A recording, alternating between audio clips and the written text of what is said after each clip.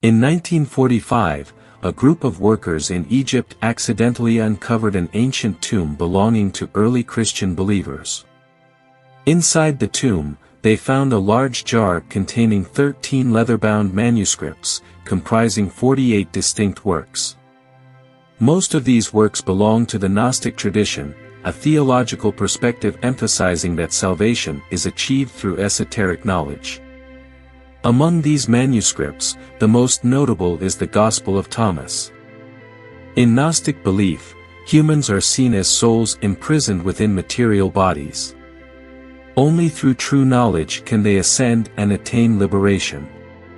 According to this faith, Jesus is viewed as the Redeemer who came to earth to impart esoteric knowledge, enabling human liberation. However, this knowledge was conveyed only to select disciples, including Thomas. Unlike other Gospels written as narrative accounts, the Gospel of Thomas is a collection of approximately 114 teachings attributed to Jesus. The preface of the document states, "These are the secret sayings which the living Jesus spoke and Didymus Judas Thomas recorded.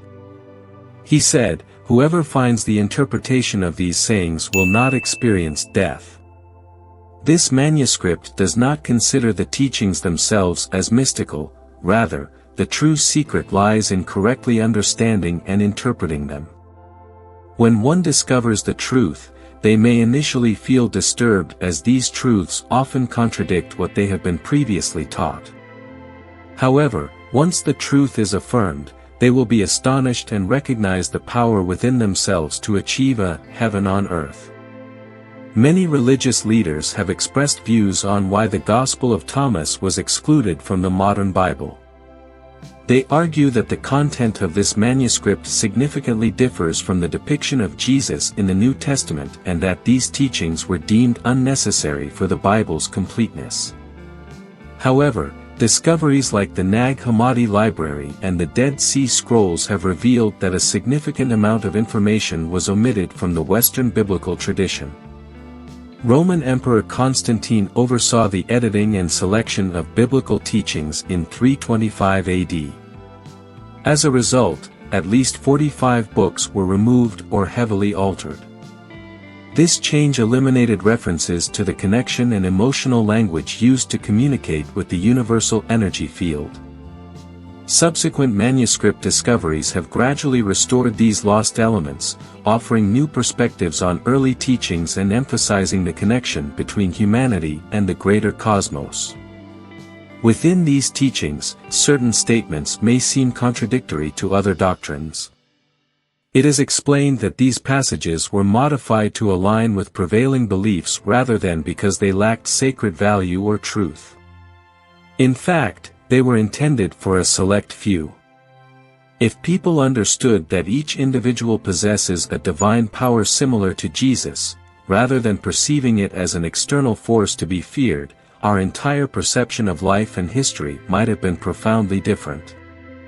Although each person is a unique entity, it does not mean we are separate, we are all parts of a single consciousness, manifested in various forms.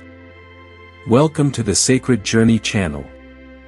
If you're new here, don't forget to subscribe and hit the notification bell so you never miss an inspiring message. In 1945, a group of workers in Egypt accidentally uncovered an ancient tomb belonging to early Christian believers. Inside the tomb, they found a large jar containing 13 leather-bound manuscripts, comprising 48 distinct works. Most of these works belong to the Gnostic tradition, a theological perspective emphasizing that salvation is achieved through esoteric knowledge. Among these manuscripts, the most notable is the Gospel of Thomas. In Gnostic belief, humans are seen as souls imprisoned within material bodies. Only through true knowledge can they ascend and attain liberation. According to this faith, Jesus is viewed as the Redeemer who came to earth to impart esoteric knowledge, enabling human liberation. However, this knowledge was conveyed only to select disciples, including Thomas. Unlike other Gospels written as narrative accounts, the Gospel of Thomas is a collection of approximately 114 teachings attributed to Jesus. The preface of the document states, "These are the secret sayings which the living Jesus spoke and Didymus Judas Thomas recorded. He said, 'Whoever finds the interpretation of these sayings will not experience death.'" This manuscript does not consider the teachings themselves as mystical. Rather, the true secret lies in correctly understanding and interpreting them. When one discovers the truth, they may initially feel disturbed as these truths often contradict what they have been previously taught. However, once the truth is affirmed, they will be astonished and recognize the power within themselves to achieve a heaven on earth. Many religious leaders have expressed views on why the Gospel of Thomas was excluded from the modern Bible. They argue that the content of this manuscript significantly differs from the depiction of Jesus in the New Testament and that these teachings were deemed unnecessary for the Bible's completeness. However, discoveries like the Nag Hammadi Library and the Dead Sea Scrolls have revealed that a significant amount of information was omitted from the Western biblical tradition. Roman Emperor Constantine oversaw the editing and selection of biblical teachings in 325 AD. As a result, at least 45 books were removed or heavily altered. This change eliminated references to the connection and emotional language used to communicate with the universal energy field. Subsequent manuscript discoveries have gradually restored these lost elements, offering new perspectives on early teachings and emphasizing the connection between humanity and the greater cosmos. Within these teachings, certain statements may seem contradictory to other doctrines. It is explained that these passages were modified to align with prevailing beliefs rather than because they lacked sacred value or truth. In fact, they were intended for a select few. If people understood that each individual possesses a divine power similar to Jesus, rather than perceiving it as an external force to be feared, our entire perception of life and history might have been profoundly different. Although each person is a unique entity, it does not mean we are separate. We are all parts of a single consciousness, manifested in various forms. Welcome to the Sacred Journey channel. If you're new here, don't forget to subscribe and hit the notification bell so you never miss an inspiring message. Teachings from the Gospel of Thomas. Below are some teachings of Jesus from the Gospel of Thomas along with possible interpretations. Saying 3. If those who lead you say to you, "Look, the kingdom is in the sky," then the birds of the sky will precede you. If they say to you, "It is in the sea," then the fish will precede you. Rather, the kingdom is inside you and outside you. When you come to know yourselves, then you will become known, and you will realize that you are the children of the living Father. But if you do not know yourselves, you dwell in poverty, and you are that poverty. This teaching highlights the consequences of believing that power resides outside of oneself. If we think the force governing our lives belongs to an external entity or phenomenon, then that very belief will control our existence. However, when we recognize our true nature, that every individual is a part of a single consciousness connecting everything and that all power originates from within, we will live a richer and more fulfilling life. The phrase, "the kingdom is inside you and outside you," emphasizes that external circumstances reflect one's inner state. Without self-awareness, we will remain trapped in scarcity, and we ourselves are the source of that scarcity. When a person believes their life is dictated by external events or others, they cannot fully embrace what rightfully belongs to them. Conversely, they shape reality based on their beliefs. Saying 27. If you do not renounce the world, you will not find the kingdom of the Father. Here, Jesus suggests that if we do not let go of the distractions and fail to trust in our inner strength to change things, we will continue to live in that reality. This does not mean abandoning everything around us, but rather not being dominated by negativity and having faith in our intrinsic abilities. Saying 50. If they ask you, "Where have you come from?" say to them, "We have come from the light, where the light originated through itself, stood firm, and became manifest through its image." If they say, "Are you it?" say, "We are its children, the chosen ones of the living Father." If they ask, "What is the sign of your Father within you?" say to them, "It is movement and rest." In this teaching, the light represents human consciousness, a power that arises from life itself and is expressed through physical form. It exists in everything, is present in every individual, and is experienced through actions and awareness. Saying 77. I am the light that is above them all. I am the all, from me all things have come forth, and to me all things extend. Split a piece of wood, and I am there. Lift up the stone, and you will find me there. This saying emphasizes the living consciousness present in everything. What exists in Jesus is also present in all else. This power and consciousness are the links connecting everything, humans, nature, and the universe alike. Saying 113. When will the kingdom come? The disciples asked. Jesus answered, the kingdom will not come by waiting for it. It will not be a matter of saying, here it is, or there it is. Rather, the kingdom of the Father is spread out upon the earth, and people do not see it. Here, Jesus points out that the power and fulfillment we seek are not things to wait for or search for in distant places. They are always present, spread all around us, but it is our lack of awareness that prevents us from seeing them. The kingdom is not a physical location but a state of consciousness, always accessible within each of us. Reflecting on the common message. All these teachings converge on a common message. We do not need to seek power or salvation externally, as everything we need has always been within us. When we understand that we are part of a unified consciousness and recognize the inner strength within ourselves, we can live a rich and fulfilling life, transcending the limits we impose on ourselves. The kingdom is not far away, it is within us. Once we awaken, the kingdom becomes clearly manifest. Consciousness has always been a part of everything, including each of us. To unlock the power of the divine matrix in our lives, we first need to understand how it operates, and science provides the key to explaining this mechanism. However, science can only describe the process, it cannot teach us the language that divine matrix understands. That language comes from the history, culture, traditions, and experiences of those who have studied and practiced it for thousands of years. Learning from ancient teachings.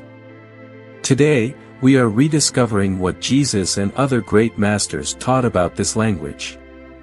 Whether in Buddhism, Hinduism, Christianity, or pre-Christian traditions, they all share a common message. There exists an energy field connecting everything, and we can interact with this field through a special kind of language.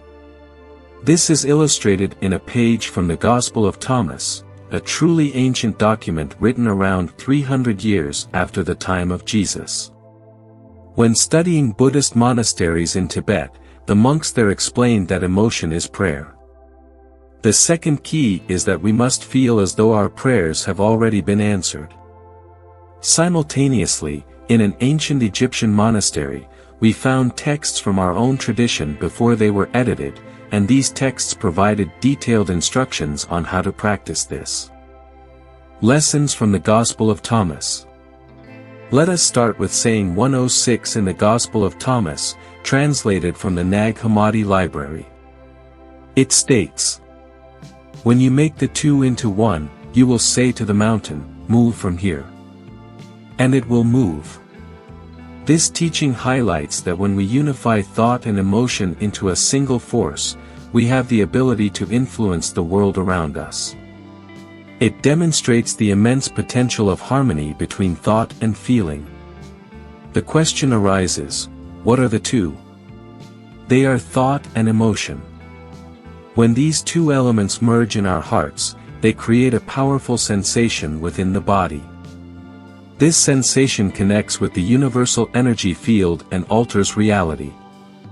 Saying 48 in the Gospel of Thomas reiterates this idea. If two make peace with each other in this one house, they will say to the mountain, "Move from here." And it will move.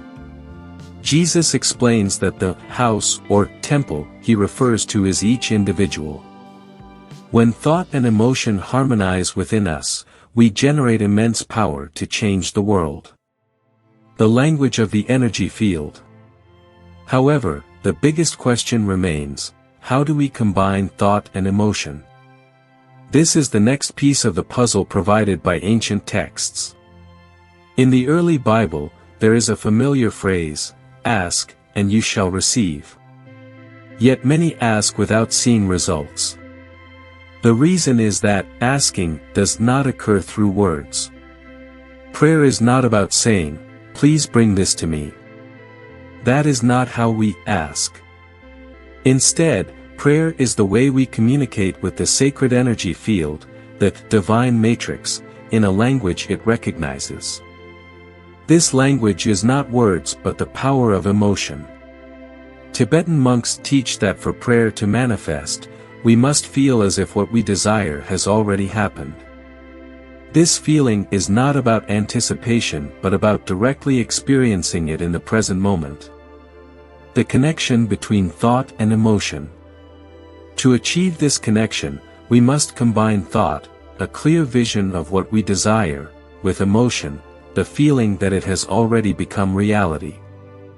When these two elements harmonize within the soul, we not only generate a powerful sensation but also convey a language understood by the energy field. A specific example from the Gospel of Thomas is the teaching about speaking to the mountain.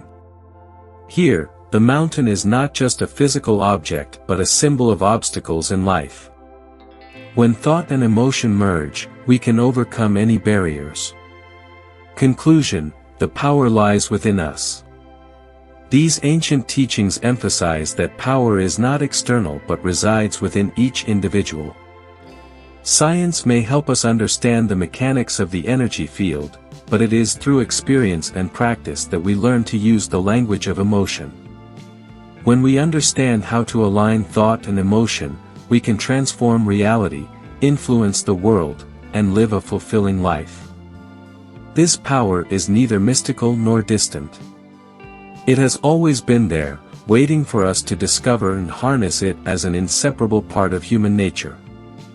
The role of the heart in creating energy waves. This morning, we spoke about the heart, the center that generates electromagnetic and magnetic waves recognized by the energy field. When you create emotions in your heart as if your prayer has already been answered, these waves attract the response to you. In the King James Bible, John 16 verses 23 to 24 is presented as, "Whatever you ask the Father in my name, he will give you. Until now, you have not asked in my name, ask, and you will receive, that your joy may be full." However, the original Aramaic text was condensed and edited, and two key sentences that guide how to ask were removed in the 4th century. Below is a translation with the missing portions restored. "Whatever you ask directly, from within my name, you will receive. Until now, you have not done this, because if you ask with words alone, you have not truly done it." The critical missing sentence.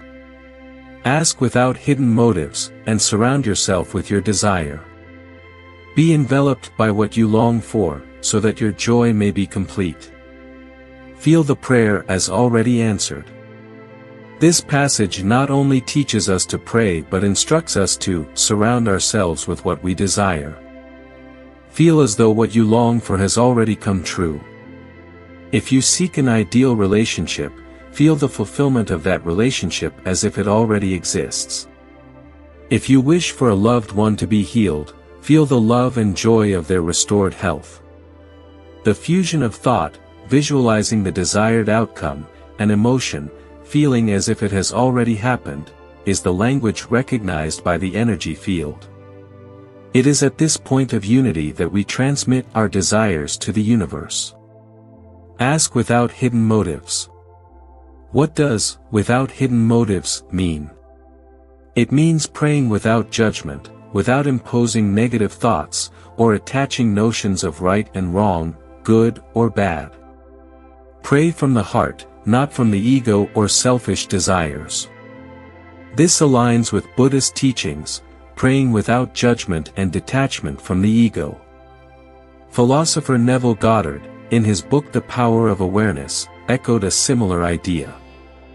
You must make your future dream a present reality by feeling that it has already happened. If you found value in this message, don't forget to like the video and share it with those who may need it today. A real-life example: healing a tumor. One illustrative example of this is the story of practitioners who helped a woman heal from a cancerous tumor. They did not judge the tumor as good or bad, right or wrong. Instead, they accepted its existence as a possibility, one of many possibilities in the quantum world, where everything is possible. They did not try to banish or fight the tumor. Instead, they simply chose a new reality by feeling as if the woman had already been completely healed. They felt her health, strength, and wholeness as though it had already become a reality. During their prayer, they used a chant, "Wasa Wasa," which means, "It is done, it is complete." This chant symbolized their unwavering belief that what they desired had already come to pass, leaving no room for doubt or hesitation. Connecting science and spirituality. This story is not just an example of spiritual practice but also suggests a link between science and spirituality. In the quantum world, all possibilities exist simultaneously, and our emotions can alter reality. The heart, with its ability to generate powerful electromagnetic waves, acts as a bridge between inner desires and external reality. As the practitioners focused all their attention, they repeated the word mate, mate, mate, meaning now, now, now. Not a year from now, not a month from now, not even 5 minutes later, but right in this moment. In the quantum world, now is all there is, and the woman's body responded. Physical reality must conform to the language it understands, and that language is emotion combined with belief. In Buddhist traditions, the emphasis is on the quality of emotions, while Jewish Christian traditions provide instructions on how to envelop oneself in those emotions, how to create the feeling as if the prayer has already been answered. When both elements are combined, miracles happen in the heart, not in the mind. Feeling from the outcome. When you feel as if the prayer has already been answered, without judgment or ego, you activate a language the universe recognizes. This is feeling from the outcome, a state where what you desire has already become reality. Take an example from martial arts. Have you ever seen martial artists break concrete blocks with their hands? What's the secret? The last thing a martial artist focuses on is their hand striking the concrete, because if they think about that, they'll feel pain. Instead, they focus on what happens after their hand has already passed through the concrete. They imagine and feel as if their hand is already beneath the block, having broken through it effortlessly. This serves as a metaphor, a symbol of how we use emotions to shape reality. By feeling as though what we desire has already been realized, the energy of that emotion connects with the quantum field and turns thoughts into reality. The Gospel of Thomas and Human Liberation. The Gospel of Thomas represents the connection between consciousness and everything that exists. It offers knowledge that frees humanity from feelings of isolation and victimhood. Without experiencing higher consciousness, people are prone to believe they are separate, alone, and powerless in determining their fate. To escape any reality that does not serve our desires, we must replace a false self-image with the correct knowledge of who we are and the power we possess. This is the turning point where we recognize ourselves not as isolated individuals but as part of a higher consciousness where all possibilities exist. Emotion and reality transformation. The key to all transformation lies in emotion. Emotion is the bridge between thought and the energy field, between desire and reality. When you feel as though everything has already happened, free from doubt or worry, you activate the inner power to turn your desires into reality. Quantum science also reveals that all possibilities exist simultaneously. When you change your emotions and beliefs, you not only shift your perception of reality but also select a new reality that aligns with your desires. In summary, the power to change your life isn't something distant or external, it resides within your own heart. Feel from your heart, feel as though what you desire has already happened, and let emotion guide you. This is the language of the universe.